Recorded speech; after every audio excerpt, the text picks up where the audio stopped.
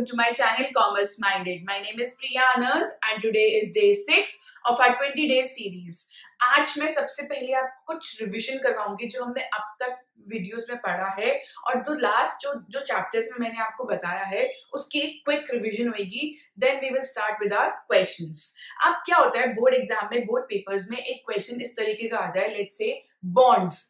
अब बॉन्ड्स का तुमने बताना है सब heading and then finally heading. अब ठीक है, बॉन्ड्स थोड़ा थोड़ा समझ आ रहा है कि बॉन्ड्स क्या है, एक लायबिलिटी है, बट ये कौन सी सब हेडिंग में आएगी?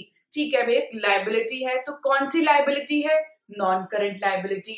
बट कौन सी सब हेडिंग में आएगी? हम ये बोरोइंग्स में लिखेंगे, प्रोविजंस सब हेडिंग होएगी, या फिर अदर करंट लायबिलिटीज हो जाएगी, नॉन करंट लायबिलिटीज. तो इसकी क्लैरिफिकेशन के लिए मैंने एक वीडियो बनाई है. ये क्वेश्चन आता है एग्जाम में और बच्चों को बहुत बार कंफ्यूजन हो जाती है. सो लेट्स से मैं एक एग्जांपल लेती हूँ. लेट्स से बैंक ओवरड्राफ्ट है. अब बैंक ओवरड्राफ्ट क्या है हमारे लिए? ऑब्वियसली लायबिलिटी है. अब क्या कौन सी लायबिलिटी? मेन हेडिंग क्या है इसकी? Current liability. अब करंट लायबिलिटी में भी क्या सब हेडिंग है? अब मैं बोल दूंगी कि भैया उसको शॉर्ट टर्म बोरोइंग्स कहते हैं. अब कंफ्यूजन क्रिएट हो गई ना. ठीक है भाई, लायबिलिटी है, करंट लायबिलिटी है, बट सब हेडिंग में ये शॉर्ट टर्म बोरोइंग्स भी है. तो अब मैं आपको एक क्विक रिवीजन बताऊंगी. क्यों? क्योंकि ये इंपॉर्टेंट है, पेपर में आता है. तो आपको थोड़ा ये जो इसके हेडिंग्स है, सब हेडिंग्स है, आपको डिटेल में पता होना जरूरी है. ओके, मैंने पहले बताया कि इक्विटी एंड लायबिलिटी साइड में इक्विटी वाला तो छोड़ देते हैं. उसके बाद आता है हमारा non current liabilities and then current liabilities में. नॉन करंट लायबिलिटीज में हमारे पास लॉन्ग टर्म बोरिंग्स होती हैं, लॉन्ग टर्म प्रोविजंस, फिर होता है deferred tax liability net, and then finally we have other non current liabilities. Similarly current liabilities में क्या होता है? हमारे पास शॉर्ट टर्म बोरिंग्स होती है, शॉर्ट टर्म प्रोविजंस होता है, अदर करंट लायबिलिटीज होती हैं, और हमारे पास ट्रेड पेबल्स भी एक सब हेडिंग होती है.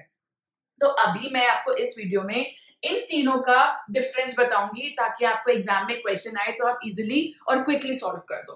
ओके, सबसे पहले हम बात करेंगे लॉन्ग टर्म बोरोइंग्स. अब लॉन्ग टर्म बोरोइंग्स का क्या मतलब है? बोरोइंग्स का मतलब है कि हमने कुछ पैसा बोरो किया है लॉन्ग टर्म, बहुत लंबे टाइम के लिए. तो इसमें हमारी आ जाते हैं बॉन्ड्स, आ जाता है हमारे डिबेंचर्स आ जाते हैं. क्यों भैया? क्योंकि हम ये जो डिबेंचर्स और बॉन्ड्स हैं ये हम बहुत लंबे टाइम के लिए हम लेते हैं.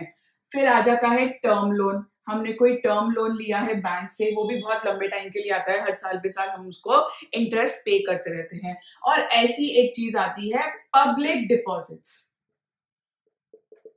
इनके अलावा कोई भी बोरोइंग है जिसको हम लॉन्ग टर्म बोरिंग्स कहेंगे, वो बोरिंग्स है जो हमारे ऑपरेटिंग साइकिल से बियॉन्ड पे हो रही हो. बट ये चारों चीजें तो ऑटोमेटिकली लॉन्ग टर्म बोरिंग्स में आ जाएंगी. व्हाई? बिकॉज बॉन्ड्स भी एक बहुत लंबे टाइम के लिए चलते हैं, डिबेंचर्स भी, टर्म लोन भी, एंड पब्लिक डिपॉजिट्स भी. Now next, if I talk about short term borrowings में सबसे इंपॉर्टेंट चीज होती है बैंक ओवरड्राफ्ट. हमने बैंक से थोड़ा बहुत क्रेडिट ले लिया है and it is called a short term borrowing. Why? Because ये थोड़े ही टाइम के लिए होता है. और इसमें हम नॉर्मल डिपॉजिट्स भी कहते हैं. ये पब्लिक डिपॉजिट्स है तो लॉन्ग टर्म बोरिंग्स है. अगर सिर्फ डिपॉजिट्स की बात हो रही है तो उससे ये आ जाएगा हमारा शॉर्ट टर्म बोरोइंग्स में. क्लियर है? मैंने बताया बैंक ओवरड्राफ्ट एंड डिपॉजिट्स, तो ये आगे हमारी शॉर्ट टर्म बोरोइंग्स में. बाकी बोरोइंग्स में लोन्स एंड एडवांसेस भी आता है, बट वो स्पेसिफाई किया जाता है कि whether it is paid with in an operating cycle और बियॉन्ड द ऑपरेटिंग साइकिल. तो इस शॉर्ट टर्म बोरोइंग्स में सबसे मेन इंपॉर्टेंट चीज है bank overdraft and then normal deposits. Next we have long term provision versus short term provisions. अब long term provisions क्या होते हैं? प्रोविजन का मतलब क्या होता है कि हमने एक थोड़ा सा अमाउंट जो है, पैसा जो है, अलग से रख दिया है for our future uncertain liability. हो भी सकती है, नहीं भी हो सकती. तो इस केस में हमारे पास लॉन्ग टर्म जो बियॉन्ड ऑपरेटिंग साइकिल हमें चाहिए होता है, वो पैसा जो हमने प्रोविजन क्रिएट करा है, वो सब आ जाता है लॉन्ग टर्म प्रोविजंस में. Let's say provision for warranty, provision for gratitude, etcetera.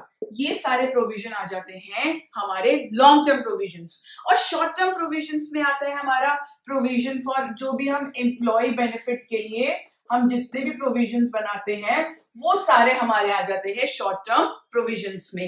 Remember, कोई भी वारंटी दी है, कोई भी ग्रेच्युटी है, ये सब आ जाएगा लॉन्ग टर्म प्रोविजंस में। एंड शॉर्ट टर्म प्रोविजंस में आ जाएगा जो भी एम्प्लॉय से बेनिफिट रिलेटेड हमारे पास चीजें हैं। क्लियर है? अब हम बात करेंगे अदर नॉन करंट लायबिलिटीज की। अब अदर नॉन करंट लायबिलिटीज में क्या क्या इंक्लूड होता है इसके बारे में हम डिस्कस करते हैं। Okay, other non current liabilities में आता है हमारा जितने भी प्रीमियम्स है, premium whether it is paid on redemption of debentures, whether it is paid on debentures, trade payables, ये सब चीजें आ जाती हैं हमारी अदर नॉन करेंट लायबिलिटीज में, प्रोवाइडेड वो सारी और भी नॉन करेंट लायबिलिटीज हो सकती हैं जो हम पे कर रहे हैं बियॉन्ड आवर ऑपरेटिंग साइकिल। अब अदर करेंट लायबिलिटीज में बहुत सारी चीजें हैं, मैंने आपको उसके बारे में बताया था। Interest accrued but not due on borrowings, interest accrued but due on borrowings, short term maturity from date, long term maturities current maturities of long term debt भी एक पॉइंट मैंने आपको समझाया था। उसके बाद कॉल्स इन एडवांस भी होता है हमारा एक सबसे इंपॉर्टेंट, कॉल्स इन एडवांस। हमारा कॉल्स इन एडवांस भी होता है, हमारा वो आउटस्टैंडिंग एक्सपेंसेस भी हमारा इसमें ही आता है, हमारा इंटरेस्ट अक्रूड मैं आपको बता चुकी हूँ। तो जितने भी अदर करंट लायबिलिटीज हैं जो हमें विद इन ऑपरेटिंग साइकिल ही पे करने हैं, वो सारी चीजें हमारी अदर करंट लायबिलिटीज में आ जाती है। इसमें हमारा जो आउटपुट और इनपुट सीजीएसटी और एसजीएसटी का बैलेंस बचता है वो सब भी हम इसमें इंक्लूड करते हैं। जो हम लायबिलिटी वो हमारा आ जाता है अदर करंट लायबिलिटीज में। सो मैंने अब आपको डिटेल में बता दिया कि किस तरीके से लॉन्ग टर्म शॉर्ट टर्म का डिफरेंस किया जाता है, लॉन्ग टर्म प्रोविजन और शॉर्ट टर्म प्रोविजंस का, and long current liabilities and other current liabilities के बारे में भी बता दिया है।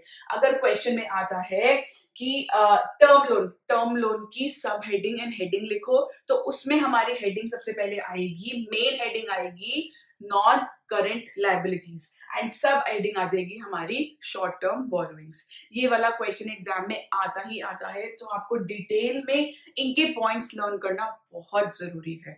So that's all for this video. Thank you guys for watching my video, and guys do not forget to like, share and subscribe to my channel, Commerce Minded. Thank you so much.